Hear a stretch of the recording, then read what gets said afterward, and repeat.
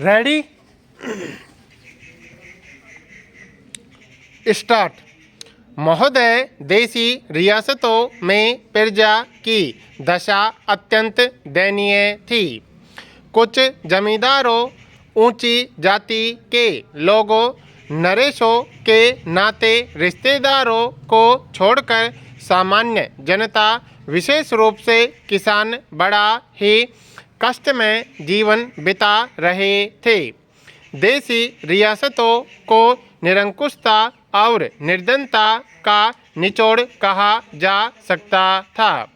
कभी कभी मर्जी होने पर नरेश लोग कुछ लोगों के साथ उदारता का व्यवहार भी कर देते थे, लेकिन सामान्यतः उन्हें अपने ऐशो आराम और अपनी निरंकुश सत्ता की ही चिंता रहती थी। देसी रियासतों की संख्या लगभग 700 थी, जिनमें से हैदराबाद, कश्मीर, मैसूर आदि रियासतें काफ़ी बड़ी थीं और कुछ रियासतें तो ब्रिटिश सरकार के किसी एक गांव के बराबर छोटी थी। कुछ रियासतों का क्षेत्रफल केवल कुछ एकड़ ही था, लेकिन इन्हें देसी रियासतों के सारे अधिकार और दर्जा प्राप्त था। इन नरेशों के अधिकार एक समान नहीं थे। कुछ नरेशों को काफ़ी हद तक वास्तविक सत्ता प्राप्त थी, कम से कम देखने में, और कुछ को लगान वसूलने और अपनी प्रजा को आतंकित करने के सिवा और कोई अधिकार नहीं थे। इस हालत के लिए देसी नरेशों को ही अकेले दोषी नहीं ठहराया जा सकता। सिद्धांत रूप में यद्यपि उन्हें अपनी रियासत में पूरे अधिकार प्राप्त थे, लेकिन अधिकांश में यह सत्ता केवल जनता पर दमन और अत्याचार की चक्की चला सकने तक ही सीमित थी। यदि वे प्रजा की दशा सुधारने या उसे किसी प्रकार का प्रातिनिधिक प्रशासन देने की कोशिश करते भी थे, तो दिल्ली की राजधानी में बैठा सम्राट का प्रतिनिधि वायसराय या उन रियासतों में बैठा उनका एजेंट उन्हें वैसा करने से रोक देता था। ऐसा वास्तव में हुआ भी था कि नरेशों ने उत्तरदायी सरकार स्थापित करने में अपनी असमर्थता व्यक्त की थी, क्योंकि वैसा करना सर्वोच्च सत्ता ब्रिटिश सरकार के साथ हुई संधि की शर्तों के विरुद्ध होता। वस्तुतः वायसराय केवल संधि की शर्तों की सीमा में ही रहकर अपने अधिकारों का प्रयोग नहीं करता था। जब बरार को लेकर कुछ विवाद उत्पन्न हुआ था, तब लॉर्ड रीडिंग ने यह बात निजाम को अच्छी तरह समझा भी दी थी। यह कहना बहुत हद तक ठीक होगा कि असली सत्ता विभिन्न रियासतों में नियुक्त भारत के एजेंटों या रेजिडेंटों के हाथ में होती थी, और इन लोगों को भारत सरकार के पॉलिटिकल डिपार्टमेंट की सलाह के अनुसार चलना पड़ता था। एजेंट या रेजिडेंट की सहमति के बिना किसी नरेश के लिए जनता की भलाई के लिए कोई कदम उठाना संभव नहीं था। आरंभ में इन एजेंटों या रेजिडेंटों से भारत सरकार के पॉलिटिकल एजेंट के रूप में कार्य करने की अपेक्षा की जाती थी, किंतु वीपी मेनन के अनुसार धीरे धीरे उनका स्वरूप बदलकर एक श्रेष्ठतर सरकार के कार्यपालक और नियंत्रक अधिकारियों का हो गया। सरकार ने इन रियासतों का उपयोग उन गंदगी जमा करने वाले गड्ढों के रूप में किया जिसमें शेष भारत का सिंचित दुख दर्द बहकर जमा हो सकता था। 1920-21 तक रियासतों में कोई राजनीतिक गतिविधि नहीं होती थी। महोदय, ब्रिटिश भारत में भी ग्रामीण क्षेत्रों के लोग राजनीतिक आकांक्षाओं की तरफ से सर्वथा उदासीन थे। हालांकि वे गरीबी और भूख से करहा रहे थे।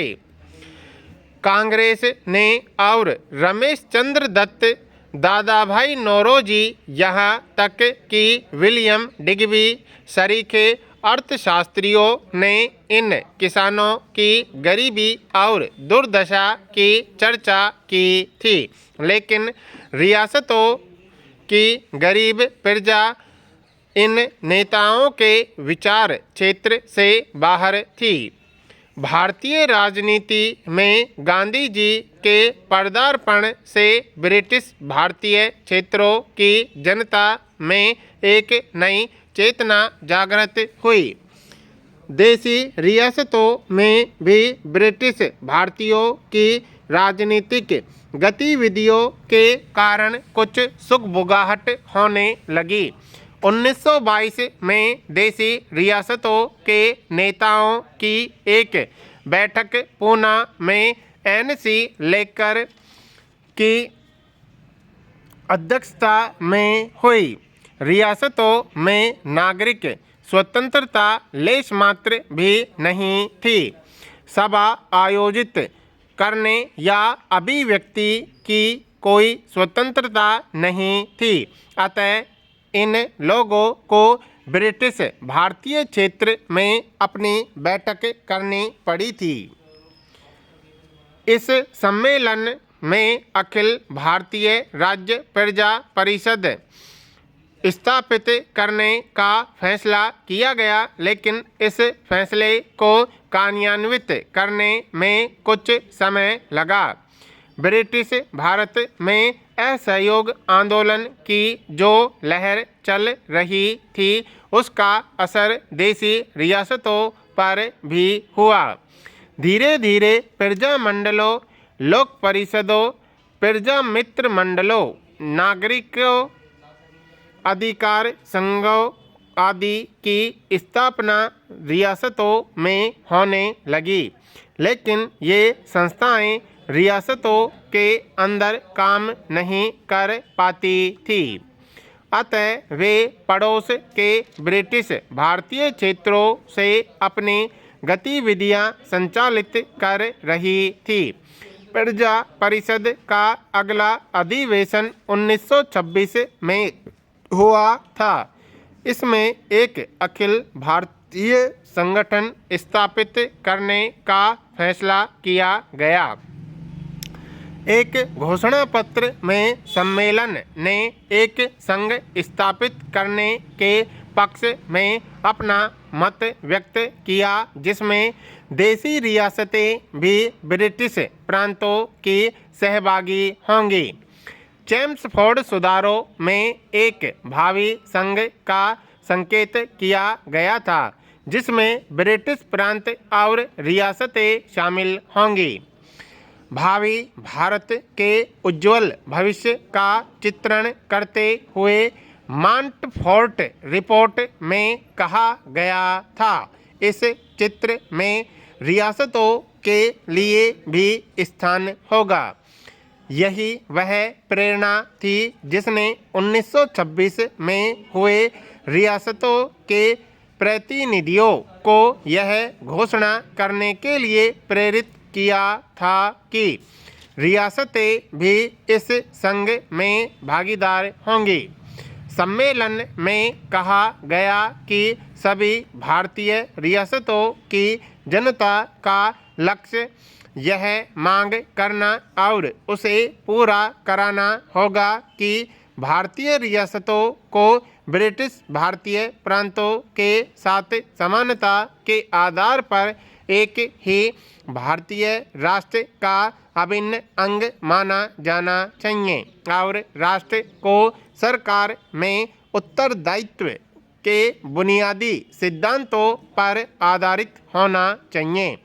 किंतु अखिल भारतीय राज्य प्रजा परिषद की स्थापना 1927 में ही हो सकी। इसे रियासतों में एक संगठित आंदोलन की शुरुआत कहा जा सकता है।